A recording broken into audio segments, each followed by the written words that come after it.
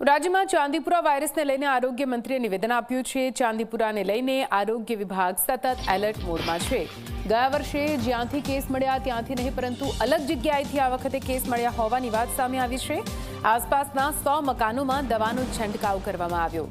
રાજસ્થાનના 3 અને ગુજરાતના 10 બાળકોના ચાંદીપુરા વાયરસના કારણે મોત નિપજ્યા છે અને તેને લઈને હાલ તો નિવેદન આપવામાં આવ્યું છે, જ્યાં ચાંદીપુરાને લઈને આરોગ્ય વિભાગ સતત એલર્ટ હોવાનું આરોગ્ય મંત્રીએ કહ્યું।